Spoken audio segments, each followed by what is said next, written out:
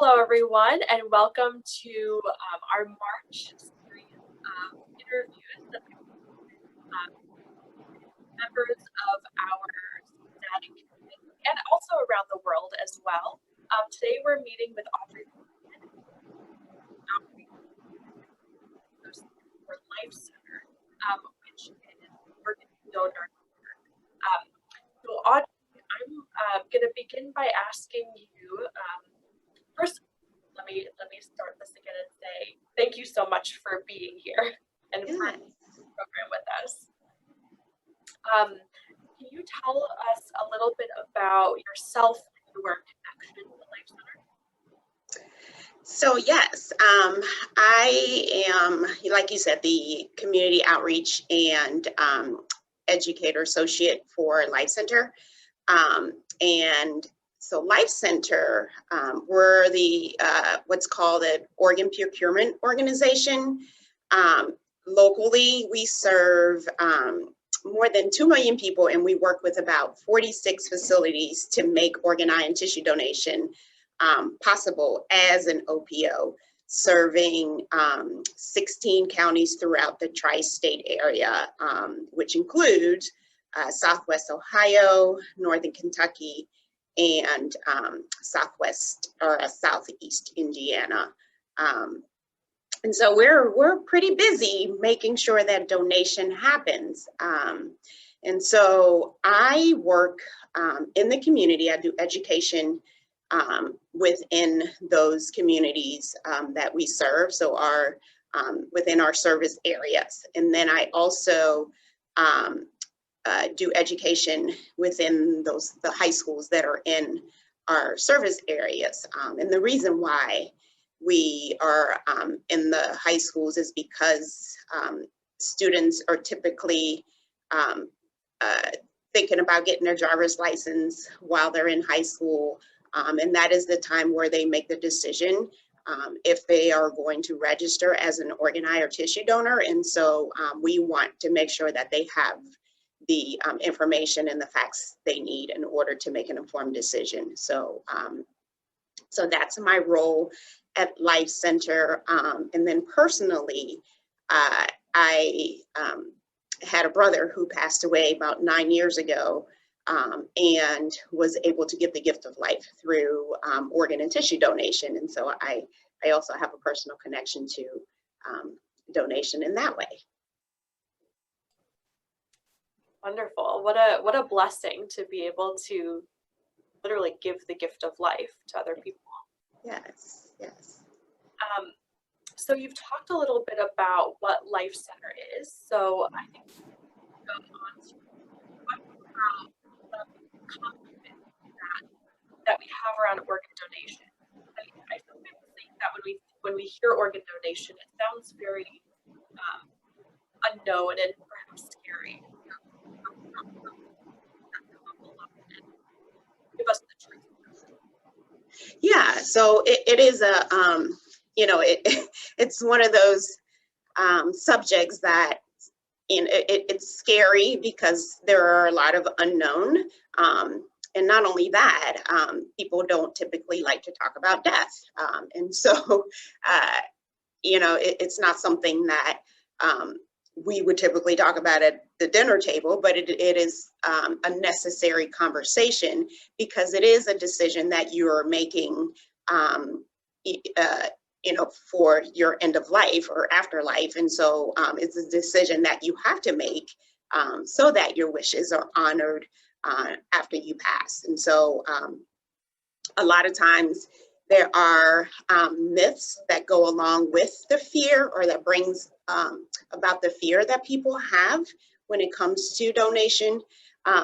You know, and I'll cover the ones that I hear a lot. You know, one of the one is, you know, if I'm, you know, in an accident and the hospital knows that I'm a designated donor, the doctors and staff won't try to save my life. I hear that a lot, and so that is indeed a myth. That is absolutely not true. And so, you know, doctors take what's called a Hippocratic oath, and that oath says that they will do no harm. And so their number one priority is to try to save your life when you are, injured and in the hospital. And also, an individual must be in a hospital on a ventilator and pronounced brain dead in order to donate organs. And so not everybody is able to give that gift of life. So even if you say yes to donation, your chances of actually being an organ donor is very slim, because only 1 out of 100 people die in that way that they are able to donate organs. And so you have a 1% chance of actually being an organ donor, because only 1 out of 100 people die by brain death. And so, the transplant team is not even notified, until permission has been given by the deceased family. And so, so that is definitely a myth that I hear a lot. And then,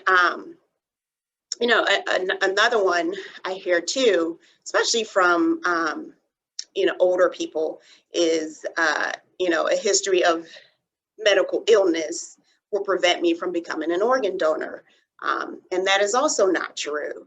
I say all the time to people, if a donation is a wish that you would like to have your loved one honor after you pass away, go ahead and say yes to that, and then let the doctors make the decision after you pass away.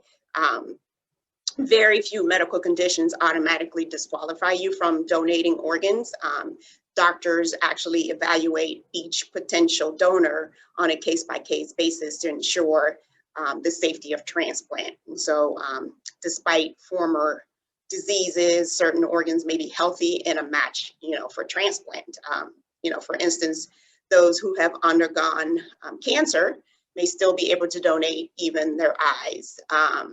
Advances in medicine continue to allow more and more people to be donors. And so, let the doctors make the decision whether your organs are viable enough to be transplanted. So, yes.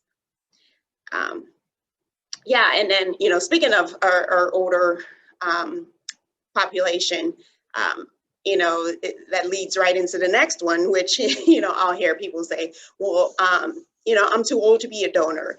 My organs are, they're not going to be good. So there's no set age limit for organ and tissue donation. We've actually had a donor that was in her 90s, and she was able to donate organs.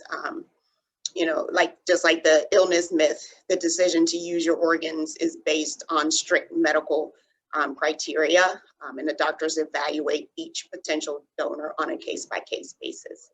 So, yes, never rule yourself out. You're never too old to help out, and anybody, you can always donate tissue, is what I say too. So yes, and then another one I hear, if I'm an organ donor, I can't donate my body to science for research, because there are people who, they want to, as their last wish, they would like their body to be donated to science for research. And so you can still donate your body to science for research if you are a donor. So the simple answer is yes, you still can. You can donate your body to science after organ donation. And then, organ donation for transplant takes first priority due to its life-saving nature. So, the organs obviously would be recovered first, and then your body would be donated to science. And if for some reason you're not a good candidate for organ donation, you will most likely be a great one for a whole body donation for medical research. So, and if you, wanted to just donate everything, so even including your organs, you could always donate your corneas. So, yeah, so that's another another myth that I hear that people will say out in the community as well. So, and then the final one I'd like to talk about is, you know, organ donation is against my religion. If I had a nickel for every time I hear that, I'd be rich. And that is, you know, that is certainly not true as well. There are some aspects of religion that, you know, would prevent certain organs from being donated, but all major religions not only support organ donation as an individual right, but encourage it as an act of generosity and compassion. And that, you know, this includes Roman Catholicism, most branches of Judaism, and most Protestant faiths. They, you know, support organ donation as you know, it's an individual right, and it's an individual decision that a person gets to make. So, you know, that is a huge myth that I hear a lot in the community as well. So, yes, and I tell people all the time, have that conversation with your faith leader.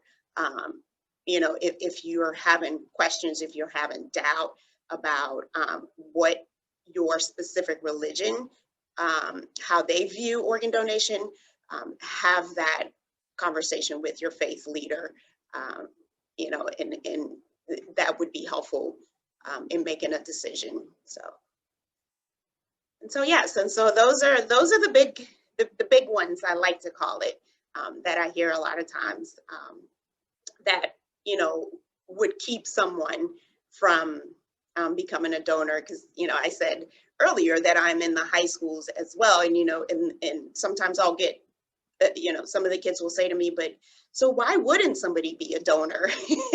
You know, and so I have to go through some of these reasons why that keeps people from becoming a donor or registering as a potential donor. So, yeah. Wonderful. Well, thank you so much for bringing, you know, those reasons to us, reasons to not become an organ donor. And I think your last point about, you know, all major religious groups supporting and even encouraging organ donation is a really good segue to talk about the live program that we'll be doing together on March 11th at 7 p.m. and it will be somewhere on the screen, probably up here somewhere. We'll be talking about kind of the process of organ donation and kind of a little bit, go through how you sign up to be an organ donor, what's the process if your organs are viable for donation, how does, you know, from beginning to end, how does that work?